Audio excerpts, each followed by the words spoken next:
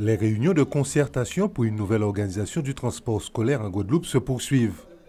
La commission ad hoc mise en place à ce propos par le Conseil général a abordé ce matin les questions relatives aux horaires des établissements scolaires, des transporteurs, mais aussi des problématiques liées aux conditions de stationnement et de sécurité dans les bus. Nous espérons aboutir, lorsque tous ces problèmes seront examinés, premièrement, à faire en sorte que les enfants souffrent moins des amplitudes et des horaires, du prolongement des horaires et d'attente pour les transports, puisqu'il y aura un circuit par établissement, ça veut dire un car affecté à l'établissement, et également le fait que nous puissions examiner des problèmes de stationnement, des problèmes de fluidité, pour que chacun y trouve sa part. Pour la FAPEG, ces débats datent de 2010 et n'ont pas réellement permis des avancées.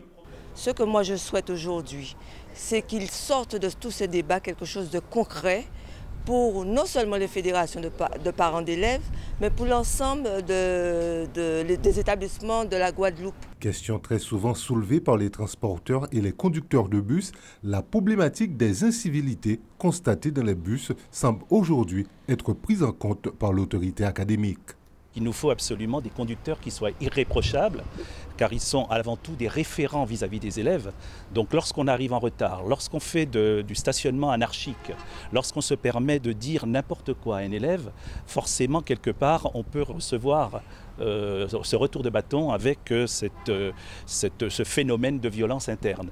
Donc il faut absolument que nous puissions aussi, au-delà de cela, mettre en place des règlements intérieurs au sein des bus pour que les enfants sachent quels sont leurs droits, quelles sont les obligations et avec bien entendu à la clé des actions coercitives. Pour les transporteurs, si les choses avancent, plusieurs points restent encore obscurs, notamment la question de l'amplitude des horaires.